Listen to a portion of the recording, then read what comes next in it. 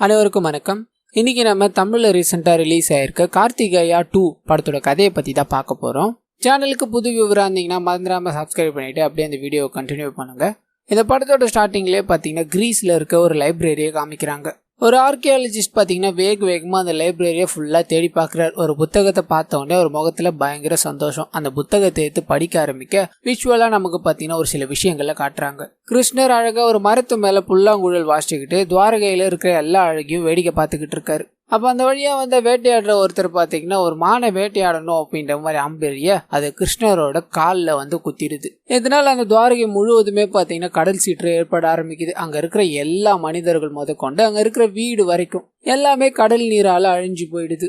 இந்த செயல்கள்ல உயிர் பிழைத்த ஒரே ஒரு மனிதன் மட்டும் பார்த்தீங்கன்னா கிருஷ்ணரை பார்க்குறாரு. இது எல்லாமே ஏற்கனவே எழுதப்பட்ட ஒன்று தான். இனிமேல் வர்ற காலத்துல மனிதர்களால் எதுவுமே பண்ண முடியாத நிலை ஏற்படும், அதுல இருந்து காப்பாத்த இது உனக்கு உதவும் அப்படின்ற மாதிரி காலில இருந்து ஒரு காப்பை கழட்டி அந்த மனிதர்கிட்ட கொடுக்குறாரு. சரியான ஆள் கிட்ட போய் சேர்றவர்களையும் இது நீ பாதுகாப்பா வச்சு இருக்கட்டும் அப்படின்ற மாதிரி சொல்லியும் அனுப்புறாரு. அப்படியே அந்த பிளாஷ்பேக் கட் ஆகி இதை படிச்சுக்கிட்டு இருந்தார் இல்லையா, அவர்கிட்ட இதை படிச்ச உடனே பயங்கர பூரிப்பாயிட்டாரு. அங்கிருந்து அந்த புக்கை எடுத்துட்டு கிளம்ப அப்படியே கட் பண்ணி கார்த்திகேயா 2 அப்படின்ற மாதிரி இந்த படத்தோட பேரை போட்டு கட் பண்ண அப்படியே ஹீரோவான கார்த்திகேயாவை காட்டுறாங்க. ஒரு டாக்டரா பாத்தீங்கன்னா அவர் இருப்பாரு. இவர் ஒரு சாதாரண டாக்டரா மட்டும் பாத்தீங்கன்னா இருக்க மாட்டார். பலவிதமான தொல்லியல் ஆராய்ச்சிகள்ல ஈடுபடுறவராகவும் இருப்பாரு. கியூரியாசிட்டினால என்னென்னமோ கண்டுபிடிக்கணும் அப்படின்ற மாதிரியும் நிறைய விஷயங்களை கண்டுபிடிச்சு அது எல்லாமே உண்மை, இது எல்லாமே பொய் அப்படின்ற மாதிரி மக்களுக்கு எடுத்து சொல்றதுலயே ஒரு வல்லவரா இருப்பாரு. இப்ப பாத்தீங்கன்னா கரெக்டா ஒரு ஃபோன் வருது, ஹாஸ்பிட்டல்ல பாம்பு வந்துருச்சு, அதை நீ தான் பிடிக்கணும் அப்படின்ற மாதிரி. இவரும் வேகமா போக அந்த பாம்பு கிட்ட போய் ஏதோ ஒரு விஷயத்த பண்றாரு. அந்த பாம்பு எதுவுமே பேசாம ஒரு கையில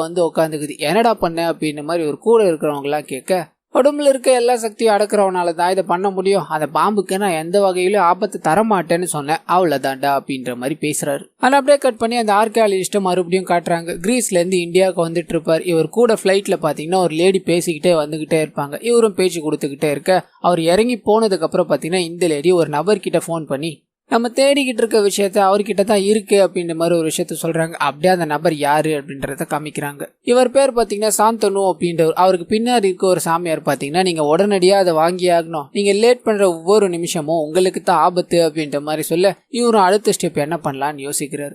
நீங்க இருந்து கட் பண்ணி அபீரா அப்படின்ற ஒரு கேரக்டர் இன்ட்ரோ கொடுத்து அந்த கேரக்டரை காமிக்கிறாங்க. ஒரு சாமியார் பாத்தீங்கன்னா ஒரு சிலையில இருந்து ஏதோ ஒரு விஷயத்தை எடுத்துக்கிட்டு நேரா பதட்டமா ஓடிக்கிட்டே இருப்பார். அப்ப இந்த அபீரா அப்படின்ற நபர் அந்த சாமியார் சாகடிச்சு அவர் கைகளில் கிருஷ்ணருக்கு சொந்தமான நகை ஒன்று இருக்கும், அதை எடுத்துக்கிட்டு அவர் கிருஷ்ணர் சிலைக்கு போய் வச்சு அதை வழிபடுறாரு. இவர் மட்டும் இல்லாமல் அங்கே பார்த்தீங்கன்னா நிறைய பேரும் இருப்பாங்க. இந்த சீன் அப்படியே கட் பண்ணி மறுபடியும் ஹீரோ கிட்டே வருது. ஹீரோ ஹாஸ்பிட்டலில் பார்த்தீங்கன்னா ஒரு மேயர் தன்னோட பையன் சரியாகணும் அப்படின்றதுக்காக அங்கேயே ஓமத்தை பண்ணிட்டு இருப்பார். இதை தட்டி கேட்டு ஹீரோ பார்த்தீங்கன்னா அவர் அடிச்சிடுறாரு. இதனால மேயர் மேலே கையை வச்சுட்டான் அப்படின்ற மாதிரி ஹாஸ்பிட்டலில் இவரை பார்த்தீங்கன்னா ஒரு 2 வாரம் சஸ்பெண்ட் பண்ணிடுறாங்க.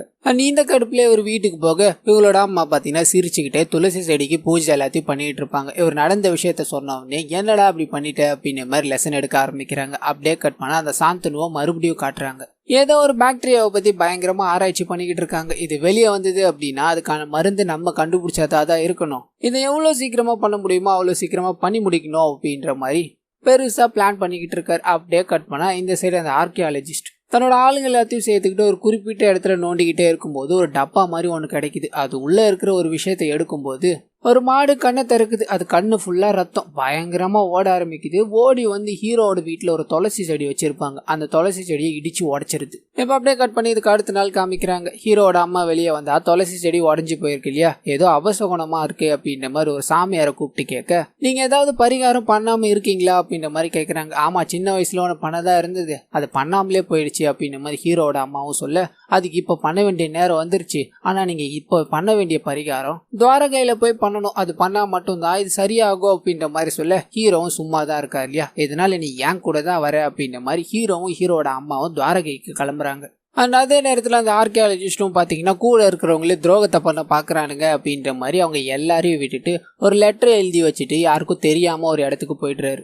இந்த சைடு ஹீரோவை பார்த்தீங்கன்னா துவாரகை வந்துட்டார். அங்கே இருக்கிற இவரோட மாமாவை மீட் பண்ணி நடந்த விஷயத்த எல்லாத்தையும் சொல்லி அன்னைக்கு நைட்டு அங்கே தங்கவும் செய்கிறாங்க. அதே நேரத்தில் சாந்தனுவை காட்டுறாங்க. ஒரு நபர் பார்த்தீங்கன்னா இன்னும் நீங்கள் இந்த மாதிரி எல்லாம் நம்பிக்கிட்டு இருக்கீங்க, நீங்கள் ஒரு சயின்டிஸ்டர், இந்த மாதிரி பண்ணலாமா அப்படின்ற மாதிரி ஒரு தேடிக்கிட்டு இருக்கா இல்லையா, அந்த விஷயத்தை பற்றி கிண்டலாக பேசுறாரு.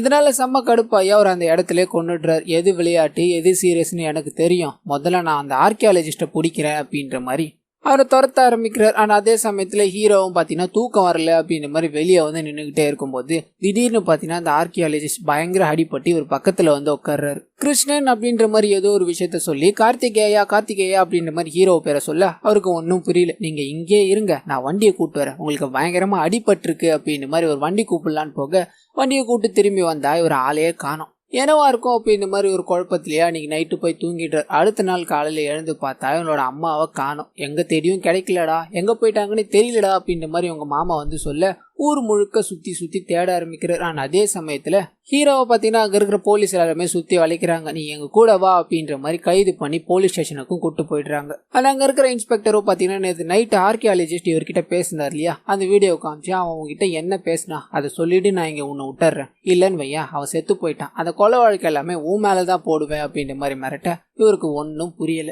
என்ன பண்றதுன்னு தெரியாம முழிச்சுக்கிட்டே இருக்கும்போது தான் கரெக்டா ஒரு லேடி என்டர் ஆகுறாங்க. யாருன்னு பாத்தீங்கன்னா ஹீரோயின் தான். அது வந்த உடனே ஹீரோ கிட்ட பாத்தீங்கன்னா ஒரு லெட்டர் எழுதி வச்சுட்டு அங்கிருந்து ஓடி போயிடுறாங்க. அந்த லெட்டர்ல பாத்தீங்கன்னா ஜன்னல் எகிரி குதி, நான் அவனை காப்பாத்துறேன் அப்படின்ற மாதிரி இருக்கும். இவரு சொல்றதை கேட்டு ஜன்னல் எகிரி குதிக்க டிராக்டர்ல 2 பேரும் அங்கிருந்து தப்பிச்சு போயிடுறாங்க. அந்த இவங்க யாரு அப்படின்னு பாத்தீங்கன்னா அந்த ஆர்கியாலஜிஸ்டோட பேத்தியா தான் இருப்பாங்க. என்னோட தாத்தா கடைசியா உங்ககிட்ட தான் ஏதோ சொல்லியிருக்காரு, என்ன சொன்னாருன்னு சொல்ல முடியுமான்னு கேட்க இவருக்கு தான் ஒன்றும் தெரியாது இல்லையா, அந்த விஷயத்த சொல்றாரு. அப்ப என்னவா இருக்கும் அப்படின்ற மாதிரி 2 பேரும் யோசிச்சுக்கிட்டே இருக்கும்போது அந்த அபீரா அப்படின்ற ஒரு நபரை காமிச்சாங்க இல்லையா, அவர் பார்த்தீங்கன்னா எங்கிருந்தோ வந்து திடீர்னு இவரை கொலை பண்ணலாம் அப்படின்ற மாதிரி ட்ரை பண்றாரு. இவன் யாருன்னே தெரியல, இவன் எதுக்கு நம்மளை கொல்ல ட்ரை பண்றா அப்படின்ற மாதிரி இவர்கிட்ட இருந்தோம் தப்பிக்கணும் அப்படின்ற மாதிரி பயங்கரமா ஓட ஆரம்பிக்கிறாங்க. ஓடி போய் ஒரு இடத்துல ஒளிஞ்சிக்க அந்த நபர் அப்பயும் பின்தொடர்ந்து இவங்களை கொல்லாம விடக்கூடாது அப்படின்ற மாதிரி முடிவோட துரத்திக்கிட்டே இருக்காரு. அப்ப அந்த சமயம் பார்த்து கிருஷ்ணரோட ஊர்வலம் ஒண்ணு போக கிருஷ்ணரோட சிலையை பார்த்தவொடனே அவர் வரைஞ்சு போன மாதிரி நிற்கிறார். ஹீரோக்கும் அங்க இருக்கிற ஹீரோயினுக்கும் என்ன ஆச்சு அப்படின்ற புரியல. இவ்வளவு நேரம் துரத்திட்டு வந்தவன் எதுக்காக நின்னுட்டா அப்படின்ற மாதிரி அங்கிருந்து தப்பிச்சு ஓடி போயிடுறாங்க. அது நம்ம யாரா இருக்கோம் அப்படின்ற மாதிரி யோசிச்சுக்கிட்டே இருக்கும்போது தான் இவரோட மாமா பார்த்தீங்கன்னா அவன் யாருன்னு எனக்கு தெரியும், நான் ஒருத்தர்கிட்ட கூட்டு போறேன் அப்படின்ற மாதிரி ஒரு சாமியார்கிட்ட கூட்டு போக அபீரா அப்படின்றவங்க ஒரு இனம், அவங்களோட தொழிலே கொள்ளையடிக்கிறது தான். ஏன்னா திருட்டுத்தனம் பண்ணாலும் அவங்களுக்கு கிருஷ்ணர் மேல அதீத அன்பு இருக்கு. சாமானிய மக்கள் கிருஷ்ணர் எப்படி வணங்கினாங்களோ அதே மாதிரிதான் இவங்களும் வணங்கினாங்க. கிருஷ்ணர் சிலை அவதாரமா ஆனப்போ ஊர் மக்கள் எல்லாருமே கிருஷ்ணரை சிலை வச்சு வணங்க ஆரம்பிச்சாங்க. ஆனா இவங்களை பாத்தீங்கன்னா அவங்க பயங்கரமா வெறுக்க ஆரம்பிச்சாங்க. இதோட விளைவா பாத்தீங்கன்னா இவங்க கிருஷ்ணரை வணங்கணும் அப்படின்றதுக்காக ஒரு சிலையை எடுத்துட்டு போய் இவங்களோட இடத்துல வச்சு வணங்க சாமானிய மக்கள் இதை கேட்ட உடனே அவங்க எப்படி நம்ம சிலையை எடுத்துட்டு போகலாம் அப்படின்ற மாதிரி ஊருக்குள்ள போகுது அங்க இருக்கிற எல்லாரையும் கொண்டு சிலையை மீட்டு எடுத்துட்டு போயிட்டு இருப்பாங்க. ஆனால் அதில் மிச்சம் இருக்கிற எல்லாருமே சேர்ந்து பார்த்தீங்கன்னா அப்போ ஒரு முடிவு எடுத்துட்டு இருப்பாங்க. கிருஷ்ணரை யாராவது நெருங்கணும்னு நினைச்சா நம்மளை தாண்டி தான் அவங்க நெருங்கி ஆகணும், நம்மளை வணங்கினதுக்கு அப்புறம் தான் அவங்க கிருஷ்ணர்கிட்டயே நெருங்க முடியும் அப்படின்ற மாதிரி கிருஷ்ணரை யார் யாரெல்லாம் நெருங்க நினைக்கிறாங்களோ அவங்க எல்லாரையும் கொடூரமா சாகடிச்சுட்டு இருப்பாங்க. அதுல ஒருத்தன் தான் இவன். நீங்க கிருஷ்ணரை நெருங்குறீங்க அப்படின்றது அவனுக்கு தெரிஞ்சிருச்சு, அதனாலதான் இப்படி பண்ணா அப்படின்ற மாதிரிலாம் சொல்ல ஹீரோக்கு ஒன்னும் புரியல. நான் ஏன் கிருஷ்ணரை நெருங்க போறேன், எனக்கு அவனுக்கு என்ன சம்பந்தம் இருக்கு, அந்த ஆர்கியாலஜிஸ்ட் எதுக்காக என்கிட்ட வரணும் அப்படின்ற மாதிரிலாம் கேட்க ஹீரோயின் பாத்தீங்கன்னா தன்னோட தாத்தா கடைசியா பேசின ஒரு வாய்ஸ் நோட்டை வச்சு காட்டுறாங்க. அப்ப அவர் பாத்தீங்கன்னா கார்த்திகேயா கிட்ட இதை கொடுக்கணும், அவனால மட்டும்தான் சால்வ் பண்ண முடியும் அப்படின்ற மாதிரி ஏதோ ஒரு விஷயத்த சொல்லியிருப்பார். ஹீரோ இதை கேட்ட உடனே அவருக்கு ஒரு ஹிண்ட் கிடைச்ச மாதிரி ஆயிடுது. ஆனா அதே சமயத்துல இவங்க அம்மாவும் காணாம போயிட்டாங்க இல்லையா, அப்பதான் பாத்தீங்கன்னா ஒரு விஷயம் ஸ்ட்ரைக் ஆகுது. துவாரகைக்கு வந்தப்பயே இவரோட மாமா பாத்தீங்கன்னா பக்கத்துல சொற்பொழிவு நடக்கும், அதை கேட்கறதுக்கு கொடுத்து வச்சிருக்கணும் அப்படின்ற மாதிரி சொல்லியிருப்பார். தன்னோட அம்மா அங்கதான் கண்டிப்பா போயிருப்பாங்க அப்படின்ற மாதிரி போய் தேடி பார்க்க அவங்களோட அம்மா அங்கதான் இருந்திருப்பாங்க. ஹீரோவை பார்க்க வந்திருப்பாங்க. மறுபடியும் காலையில இருந்து நான் அங்கதான் இருந்தேன், சொற்பொழிவு எவ்வளவு அழகா இருந்தது தெரியுமாடா அப்படின்ற மாதிரி இவங்க பேச ஹீரோவும் பாத்தீங்கன்னா நீங்க மறுபடியும் போய் சொற்பொழிவை கேளுங்க, நீங்க எவ்வளவு நேரம் வேணா அங்க இருங்க, நான் எதுவும் கேட்க மாட்டேன் அப்படின்ற மாதிரி சொல்ல இவங்க அம்மாவும் பூரிச்சு போய் சொற்பொழிவு கேட்கணும் அப்படின்ற மாதிரி மறுபடியும் அந்த இடத்துக்கே போயிடுறாங்க. இந்த சைடு ஹீரோவும் பாத்தீங்கன்னா அந்த பசில சால்வ் பண்ணணும் அப்படின்ற மாதிரி இறங்குறாரு. இதோட முதல் வேலையா ஹீரோயிட தன்னோட தாத்தாவனி எங்க பார்த்த அப்படின்ற மாதிரி கேட்க அவரோட ஆபீஸ்ல 5 வருஷத்துக்கு முன்னாடி பார்த்த அப்படின்ற மாதிரி துவாரகை மூழ்கி போன ஒரு இடம் ஒண்ணு இருக்கும், அங்க ஒரு ஆபீஸ் இருக்கும், அந்த ஆபீஸ்க்கு கூட்டு போறாங்க. அங்கே போய் அங்கே இருக்கிற எல்லாத்தையும் செக் பண்ணி பார்க்கும்போது ஒரு லெட்டர் பார்த்தீங்கன்னா கிடைக்குது. அந்த லெட்டரை படிக்கும்போது தான் இந்த விஷயங்கள் எல்லாமே பார்த்தீங்கன்னா கொஞ்சம் கொஞ்சமாக தெரிய ஆரம்பிக்குது. ஸ்டார்டிங்கில் ஒரு கதையை காமிச்சாங்க இல்லையா, அந்த கதை மறுபடியும் கண்டினியூ ஆகுது. கிருஷ்ணரோட காப்பு எடுத்துக்கிட்டு போய்கிட்டே அந்த நபர் பார்த்தீங்கன்னா இது தீயவர்கள் கையில் கிடைக்கக்கூடாது அப்படின்ற மாதிரி பயங்கரமான விஷயங்கள் எல்லாத்தையும் பண்ணி வச்சுட்டு ஒரு நல்லவன் கையில் இது கிடைக்கணும் அப்படின்னா சில விஷயங்கள் எல்லாத்தையும் பண்ணணும் அப்படின்ற மாதிரி சில பசிலையும் வச்சுட்டு போயிருப்பாரு. அந்த பசிலை சால்வ் பண்ணி அந்த காப்பை எடுக்கணும் அப்படின்ற மாதிரி மன்னர் காலத்துல இருந்து இப்ப வரலையும் எவ்வளவு பேர் முயற்சி பண்ணிட்டாங்க, ஒருத்தரால கூட சால்வ் பண்ண முடியல. ஆனால் இந்த ஆர்கியாலஜிஸ்ட் பார்த்தீங்கன்னா எப்படியோ வாழ்க்கையில் மொத்த நேரத்தையும் செலவழித்து ஒரு பசிலில் பார்த்தீங்கன்னா பிரேக் பண்ணிட்டு இருப்பார். அந்த பசில் எங்கே பிரேக் பண்ணியிருக்கா, அது எங்கே இருக்குது அப்படின்ற விஷயம் இந்த ரூமில் தான் இருக்குது, அதை நீங்கள் தான் கண்டுபிடிக்கணும் அப்படின்ற மாதிரி எழுதியிருக்கும். இவங்களும் சுற்றி தேடி பார்க்க ஒரே ஒரு டிராயிங் இருக்கும். அந்த டிராயிங் என்ன அப்படின்ற மாதிரி தேடும்போது கிருஷ்ணரோட ஒரு இடம் அப்படின்ற மாதிரி தெரியுது. அப்போ கண்டிப்பாக அவர் அங்கே தான் வச்சிருக்கணும், வாங்க அங்கே போகலாம் அப்படின்ற மாதிரி அதை தேடி போக ஆரம்பிக்கிறாங்க. நீரில் மூழ்கின அந்த கோயிலுக்கும் போய் தண்ணிக்குள்ளே குதிச்சு ஃபுல்லாக தேட ஆரம்பிக்கிறார். உயிரையும் துட்சமாக மதிக்கிற ஒருவனால் மட்டும்தான் இதை கண்டுபிடிக்க முடியும். வாய்ஸ் ஓவரில் அந்த ஆர்கியாலஜிஸ்ட் வாய்ஸ் கேட்டுக்கிட்டே இருக்க இவர் உள்ளே போய் பார்த்தீங்கன்னா மயில் மாதிரி ஒரு உருவத்தை கொண்டு வராரு. பார்க்கவே ரொம்ப பழமையாக இருக்கும். அதை எடுத்துட்டு மேலே வரும்போது சில ஆட்கள் பார்த்தீங்கன்னா ஒரு சுத்து போட்டுடுறாங்க. அந்த சாந்தனோட ஆட்கள் தான். இதை ஒழுங்கு மறதியா கொடுத்துரு, நீ டாக்டரா, உன் வேலையை மட்டும் பாரு, இதெல்லாம் எதுக்கு இன்வால்வ் ஆகுற அப்படின்ற மாதிரி கேட்க ஹீரோ பார்த்தீங்கன்னா அவங்கள விடுற மாதிரி தெரியல. அங்கே இருக்கிற எல்லாரையும் அடிச்சு போட்டுட்டு அவர் கண்டுபிடிச்ச பொருளையும் எடுத்துட்டு வந்துடுறாரு. இந்த சைடு அந்த சாந்தனவும் பார்த்தீங்கன்னா அவன் தப்பிச்சு போயிட்டா அப்படின்ற விஷயத்த கேட்டு செம்ம காண்டாயிட்டார். ஆனால் அதே சமயத்தில் அந்த ஊரில் இருக்க எல்லா போலீஸும் பார்த்தீங்கன்னா ஹீரோவும் ஹீரோயினும் தேட ஆரம்பிக்கிறாங்க. அவங்களை கண்டுபிடிச்சி கொடுக்குறவங்களுக்கு 5 லட்சம் அப்படின்ற மாதிரி ரிவார்டெல்லாம் கொடுத்து எல்லா இடத்தையும் பிளாக் பண்ணி தேடிக்கிட்டு இருக்காங்க. அண்ட் இன்னொரு சைடு ஹீரோவும் கிடைச்ச பொருள் என்ன அப்படின்ற மாதிரி விசாரிச்சுட்டு இருக்கும்போது அது மேலே சூடான தண்ணீரை ஊத்துறாரு. அப்போ பார்த்தீங்கன்னா பழசார் அந்த உருவம் அப்படியே உருகி புதுசாக மாற ஆரம்பிக்குது. தங்கத்தால் உருவாக்கப்பட்ட மயில் உருவம் தான் அது. இவர் அது பண்ணும்போது சைடில் பார்த்தீங்கன்னா சான்ஸ்கிரிட்ல சில வார்த்தைகள் எல்லாமே எழுதியிருக்கும். அது ஹீரோயின் படிக்க அது ஒரு மலையை காட்டுது அப்படின்ற மாதிரி புரிஞ்சுக்கிறாங்க. ஆனால் இந்த மலை பார்த்தீங்கன்னா இந்த ஊரை எல்லாத்தையும் தாண்டி ரொம்ப தூரம் இருக்கும். அதுக்கு நம்ம போகிறது அப்படின்றது சாதாரண காரியமே இல்லை. ஏற்கனவே நம்மள போலீஸ் தேடிக்கிட்டு இருக்கு அப்படின்ற மாதிரி யோசிக்கும் போது தான் ஒரு பாய் நண்பர் இவங்களுக்கு வந்து உதவுறாரு. நாங்களாம் நீ ஒன்றும் நினைக்கிற மாதிரி கெட்டவங்களா இல்லை, நாங்கள் ஒரு நல்ல நோக்கத்துக்காக தான் போனோம். இந்த பணத்தை வச்சுக்கிட்டு அங்கே யாருக்கும் தெரியாமல் விட முடியுமான்னு கேட்க இவரும் பணத்தை வாங்கிக்கிட்டு அவங்கள ஒரு பொட்டி மாதிரி இருக்கும் அது உள்ள உட்கார வச்சுட்டு வண்டியை கிளப்புறாரு. ரொம்ப தூரம் டிராவலுக்கு அப்புறமா அந்த மலைக்கு வந்து சேர்ந்துடுறாங்க. கிருஷ்ண பரமாத்மா இங்கே தான் இருந்தாருன்னு சொல்லப்படுது. இந்த மலையில் அது எங்கே நம்ம போய் தேடுறது அப்படின்ற மாதிரி இவங்க 3 பேரும் பார்த்தீங்கன்னா முடிஞ்ச அளவுக்கு மலையை சுற்றி தேட ஆரம்பிக்கிறாங்க. ஒன்றுமே கிடைக்கல. இதுக்கு மேலேயும் முடியாது அப்படின்ற மாதிரி திரும்பி கீழே வர அந்த பாய் நண்பரை பார்த்தீங்கன்னா சில பேர் பிடிச்சிடுறாங்க. ஏன்னா நியூஸில் பார்த்தீங்கன்னா இவங்களை பிடிச்சி கொடுத்தா 5 லட்சம் ரிவார்டுன்னு இருக்கும் இல்லையா. அந்த நியூஸ் அந்த ஊர் மக்கள் படிச்சுட்டு இருப்பாங்க. நீங்க தப்பிக்கவே முடியாதுடி, 5 லட்சம் எங்களுக்கு தான் அப்படின்ற மாதிரி அவங்கள பிடிச்சிக்கிட்டு ஊருக்குள்ள கூட்டு போயிடுறாங்க. இவங்கள ஒரு ரூம்ல அடைச்சி வச்சுட்டு வெளியே பார்த்தீங்கன்னா ஒரு பொண்ணுக்கு பேய் பிடிச்சிருக்கு அப்படின்ற மாதிரி அந்த பொண்ணோட அண்ணனே ஒரு சாமியார் கிட்ட கூட்டு போக அந்த சாமியார் போட்டு செம்மையா அடிச்சுக்கிட்டே இருப்பார். ஹீரோ இதை பார்த்த உடனே அங்கே இருக்கிற சாமியாரை போட்டு அடிச்சுட்டு அந்த பொண்ணுக்கு என்ன பிரச்சனை அப்படின்ற மாதிரி கேட்டு அவள் ஒரு விஷயத்த பார்த்து பயந்துருக்கா. அவ்வளோதான், இதுக்கு பேய் பிடிச்சிருக்குன்னு அவளை அடித்தா என்ன நியாயம் இது அப்படின்ற மாதிரி அங்கே இருக்கிற எல்லாருக்கும் புத்தியில் அடித்த மாதிரி சொல்கிறாரு. இதனால அந்த பொண்ணோட அண்ணன் தான் பார்த்தீங்கன்னா உங்களை பிடிச்சி வச்சிருந்திருப்பான். இந்த மாதிரி பண்ணிட்டார் இல்லையா, இதனால உங்களுக்கு என்ன பிரச்சனை, என்னமோ தேடி வந்த மாதிரி தெரிஞ்சது, என்ன தேடுறீங்க அப்படின்ற மாதிரி கேட்க இவங்களும் பார்த்தீங்கன்னா சொல்ல மறுக்கிறாங்க. சரி நீங்கள் என்ன வேணா தேடிக்கோங்க, வடக்கு சைடு மட்டும் போகாதீங்க, பெரியவங்க அங்கெல்லாம் போனால் பயங்கர ஆபத்துன்னு சொல்லியிருக்காங்கன்னு சொல்ல ஹீரோக்கு புரிஞ்சு போயிடுச்சு. ஒன்று ஆபத்தாக இருக்கணும், அப்படி இல்லைன்னா அங்கே யாரும் போகாத இடமா இருக்கும். அப்போ கண்டிப்பாக அந்த வடக்கு சைடில் தான் ஏதோ ஒன்று இருக்குது அப்படின்ற மாதிரி இதுக்கு அடுத்த நாள் வடக்கு சைடு ஃபுல்லாக தேடிக்கிட்டே இருக்கும்போது ஒரு சுவரில் மயில் ஓவியம் இருக்கிறத பார்க்குறாரு. ஒரு பெரிய கல்லில் எப்படி மயில் ஓவியம் வந்தது அப்படின்ற மாதிரி கொஞ்சம் கொஞ்சமாக கிராக் பண்ணி போய்கிட்டே இருக்கும்போது இவங்க கையில் தான் மயிலால் ஆன ஒரு தங்க பொம்மை இருக்கு இல்லையா. அங்கே கல்லில் ஒரு துளை மாதிரி இருக்கும். கரெக்டாக அதில் பிளேஸ் பண்ண ஒரு இடம் பார்த்தீங்கன்னா திறக்குது. உள்ள சுரங்க பாதை மாதிரி போகும். பெரிய மரம் ஒன்று வளர்ந்துருக்கும், அதுவும் வாடி போகாமல். இங்கே எப்படி மரம் வாடி போகாமல் இருக்கு, அப்போ இங்கே எங்கேயோ சூரிய ஒளி வருது அப்படின்ற மாதிரி சில மந்திரங்கள் எல்லாத்தையும் சொல்லி சத்தத்தை எழுப்புறாரு. எங்கிருந்தோ ஒளி உள்ள வர ஆரம்பிக்குது. இது பார்த்தீங்கன்னா ஒரு கை தட்டினா லைட் எரியும் அப்படின்ற மாதிரி முன்னோர்கள் பார்த்தீங்கன்னா அந்த மாதிரி அட்மாஸ்பியரில் ஒன்று செட் பண்ணி வச்சிருப்பாங்க. அந்த காலத்துல இப்படிலாம் இருந்திருக்கா அப்படின்ற மாதிரி அந்த லைட்டு வெளிச்சத்தை ஃபாலோ பண்ணி போகும்போது ஒரு டெலஸ்கோப் மாதிரி ஒன்று இருக்கும், அதுக்கு போய் நிற்கிது. கிருஷ்ணர் காலத்தில் டெலஸ்கோப்பா, அப்பயே இவ்வளோ விஞ்ஞானம்லாம் வளர்ந்துருக்கா அப்படின்ற மாதிரி அந்த டெலஸ்கோப்பையும் எடுத்துக்கிட்டு அங்கேருந்து வந்துடுறாங்க.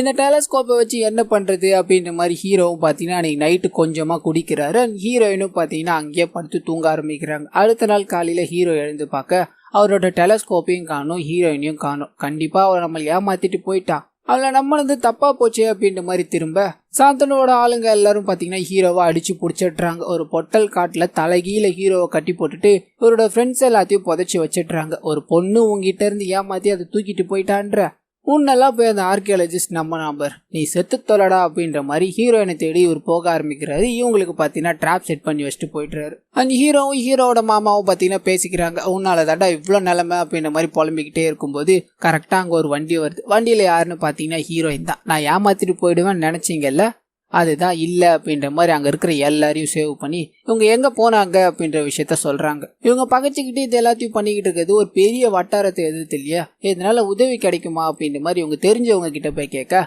அவர் பாத்தீங்கன்னா அவங்களை எதிர்த்து எங்களால எதுவும் பண்ண முடியாது, ஆனா உனக்கு உதவ ஒருத்தர் இருக்காரு அப்படின்ற மாதிரி ஒரு நபரோட பேரை சொல்லியிருப்பாங்க. அது எல்லாத்தையும் கலெக்ட் பண்ணி தான் இவங்க மறுபடியும் வந்திருப்பாங்க. இந்த மாதிரி விஷயங்கள் எல்லாம் நடந்திருக்கும். அந்த ஹீரோவும் இந்த விஷயங்கள் எல்லாத்தையும் தெரிஞ்சுக்கிட்டு அவங்க கிட்ட மன்னிப்பும் கேட்டுட்டு சரி உடனடியாக அவரை பார்க்க போகலாம் அப்படின்ற மாதிரி கிளம்பி போறாங்க. அங்க போனதுக்கு அப்புறம் தான் தெரியுது அவருக்கு பார்வை இல்லை அப்படின்றது. நீங்க ஒரு விஞ்ஞானியா இருந்துகிட்டு இந்த மாதிரி கதைகள் எல்லாத்தையும் எப்படி நம்புறீங்க அப்படின்ற மாதிரி ஹீரோ கேட்க அவர் பாத்தீங்கன்னா பயங்கர எமோஷனல் ஆயிடுறாரு. கிருஷ்ண பரமாத்மாவை தாண்டி இந்த உலகத்தில் எது இருக்கு சொல்லு பார்க்கலாம். அவரை மாதிரி ஒரு சயின்டிஸ்டை நீ பார்த்திருக்கியா, அவரை மாதிரி ஒரு ஆர்கியாலஜிஸ்டை நீ பார்த்திருக்கியா அப்படின்ற மாதிரி நிறைய வசனங்களை பேச நம்மளுக்கே புள்ள இருக்கும். அது இது மட்டும் இல்லாம அந்த சாந்தனு ஒரு குரூப்பே உருவாக்கி இருக்கா. பொதுநலமான விஷயங்களை செயல்படுத்துவான் அப்படின்னு பார்த்தா சுயநலமா நடந்துக்க ஆரம்பிச்சான். இது எல்லாத்தையும் தெரிஞ்சுக்கிட்டு அந்த ஆர்கியாலஜிஸ்ட் அதுல இருந்து விலகணும்னு நினைச்சாரு. ஆனால் அது மட்டும் இல்லாமல் அந்த காப்பை கண்டுபிடிக்கணும் அப்படின்னா ஒரு நல்லவனால மட்டும்தான் முடியும் அப்படின்ற மாதிரி சொல்லியிருந்தாங்க இல்லையா. அது யாருன்னு அந்த ஆர்கியாலஜிஸ்ட் தேடிக்கிட்டே இருக்கும்போது தான் உன்னை பார்த்தாரு. அந்த ஹீரோவை பார்த்தீங்கன்னா நிறைய கியூரியாசிட்டியான விஷயங்கள் எல்லாத்தையும் கிளியர் பண்ணியிருப்பார் இல்லையா. அதில் ஒரு விஷயத்தில் பார்த்தீங்கன்னா அந்த ஆர்கியாலஜிஸ்ட் ஏற்கனவே இன்வால்வ் ஆகிருப்பார். இவன் தான் அதுக்கு சரியான ஆள் அப்படின்ற மாதிரி நினச்சிக்கிட்டே இருக்க துவாரகையில் கரெக்டாக ஹீரோவை பார்த்துருப்பார். அது அப்போ தான் ஹீரோ கிட்ட போய் பேசுறதுக்கும் அப்ரோச் பண்ணியிருப்பாரு. இது மூலயமா தான் பார்த்தீங்கன்னா கார்த்திகேயா தான் சரியான ஆள் அப்படின்ற மாதிரி முடிவு பண்ணியிருப்பார். அண்ட் இவர் மூலயமா நிறைய விஷயங்களை கேட்டு தெரிஞ்சுக்கிறாரு. அந்த டெலஸ்கோப் பற்றி கேட்கும்போது மலை மேலே நின்று பார்த்தா நட்சத்திரங்கள் முதற்கொண்டு மண்டலங்கள் வரை ஒரு குறிப்பிட்ட இடத்துல இது அதுக்கான தேவையை அடையும் அப்படின்ற மாதிரியும் சொல்ல அந்த இடத்த நோக்கி ஹீரோ புறப்பட ஆரம்பிக்கிறாரு. அது பாத்தீங்கன்னா இமயமலை கிட்ட இருக்கும். அதுல வண்டியில போய்கிட்டே இருக்கும்போது போலீஸ் எல்லாருமே சுத்தி வளைச்சிடுறாங்க. நீங்க ஒழுங்கு மாதிரியா சரணடைகிறது தான் நல்லதுன்னு சொல்ல இவரும் அது பேச்சை கேட்காம பக்கத்துல பாத்தீங்கன்னா ஃப்ரீஸ் ஆகி ஒரு ரிவர் போய்கிட்டு இருக்கும். அந்த ரிவர்ல வண்டியை தூக்கி விட்டுடுறாரு. போலீஸே ஒரு எவ்வளவோ பிடிக்கணும் அப்படின்ற மாதிரி ட்ரை பண்ணாலும் பிடிக்கவே முடியல. அண்ட் ரிவர்ல போய்கிட்டே இருக்கும்போது ஒரு இடத்துல பெட்ரோல் இல்லாம வண்டி நின்று போயிடுது. அண்ட் ரிவரோட வெயிட் தாங்க முடியாம வண்டியை உள்ள போக தப்பிச்சா போதும் அப்படின்ற மாதிரி ஹீரோ அங்க இருக்கிற எல்லாரையும் காப்பாத்தி வண்டியை உள்ள அனுப்பிடுறாரு. அண்ட் அந்த நேரம் பார்த்து அபிராவும் பாத்தீங்கன்னா அந்த இடத்துக்கு வந்துடுறான். இவங்களை கொண்டாகணும் அப்படின்ற மாதிரி இந்த வாட்டி வெறித்தனமா போராடிக்கிட்டே இருக்க ஹீரோவோட மாமாவை கொல்லலாம் அப்படின்ற மாதிரி போகும்போது அவர் கிருஷ்ணா அப்படின்ற மாதிரி ஒரு கத்தரர் அப்படியே சைலண்ட் ஆயிடுறாரு. இது கிருஷ்ணரோட டைம். இதுல இருந்து 24 மணி நேரத்துக்கு இவன் எதுவுமே பண்ண மாட்டான். ஏன்னா அவர் கிருஷ்ணரோட பக்தராச்சு அப்படின்ற மாதிரி சொல்ல அந்த நபரு உங்க பின்னாடியே ஃபாலோ பண்ண ஆரம்பிக்கிறாரு எதுவுமே பண்ணாம.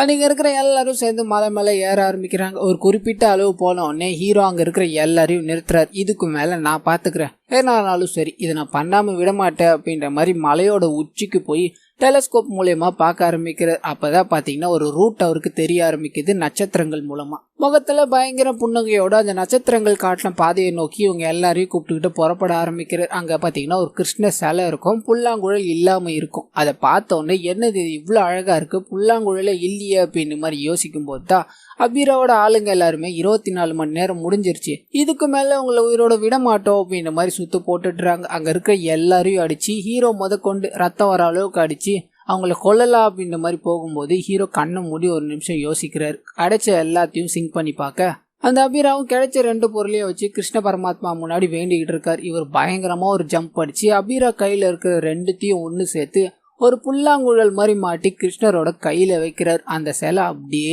திரும்பி ஒரு ரூட் ஒன்று காமிக்குது. அங்க இருக்கிற எல்லாரும் பிரமிச்சு போயிடுறாங்க. ஆனா அந்த ரூட் உள்ள பாத்தீங்கன்னா நிறைய பாம்புகள் இருக்கும். அதை தாண்டி ஒரு பாம்பு கிட்ட தான் அந்த காப்பு இருக்கும். அது எடுக்கலாம் அப்படின்ற மாதிரி அபீராவோட ஆளுங்க போக பாம்பு கடிச்சு இறந்து போயிடுறாங்க. இதனால உள்ள போகிறதுக்கு யாருமே முன் வராதப்ப ஹீரோ மட்டும் பாத்தீங்கன்னா வெறும் கால்களோட போறாரு. ஹீரோக்கு முன்னாடியே பாம்பை பத்தி அனுபவம் இருக்கு இல்லையா, அதனால தான் எந்த தீங்கும் பண்ண மாட்டேன் அப்படின்ற மாதிரி பொறுமையா நகர்ந்து போய்கிட்டே இருக்க அந்த பாம்புகள் என்னதான் இவரை கடிக்கிற மாதிரி கிட்ட வந்தாலும் தொட கூட இல்லை. இவர் அந்த காப்பு இருக்கிற இடத்துக்கு போய் அந்த காப்பை எடுத்துடுறாரு. அப்படியே கட் பண்ணா டிவி நியூஸ் முதற்கொண்டு வெளிநாட்டு நியூஸ் வரலையும் இந்த காப்பை பத்தி தான். இந்த காப்பை ஆராய்ச்சி பண்ணதுல இறைவனோட காப்பு அப்படின்ற மாதிரி சொல்றாங்க. ஆனா இது 5000 வருடங்கள் பழமையானதுன்னு மட்டும் வெளிநாட்டுல இருக்க விஞ்ஞானிகள் கண்டுபிடிச்சிட்டு இருக்காங்க. இது மூலமா எதிர்ப்பு சக்திகள் முதற்கொண்டு பல கிருமி நாசினிகள் வர இதுக்கான மருந்து இதுல இருக்கு அப்படின்ற மாதிரி கண்டுபிடிச்சிருக்காங்கன்ற நிறைய விஷயங்கள சொல்ல ஆரம்பிக்கிறாங்க. ஆனா இது யாருடையது அப்படின்றது மட்டும் தெளிவா தெரியல. இதுக்கான விருது எல்லாமே பார்த்தீங்கன்னா ஹீரோக்கு நிறைய ரிசீவ் ஆகுது. ஆனால் அதே சமயத்தில் சாந்தனு இருக்கார் இல்லையா,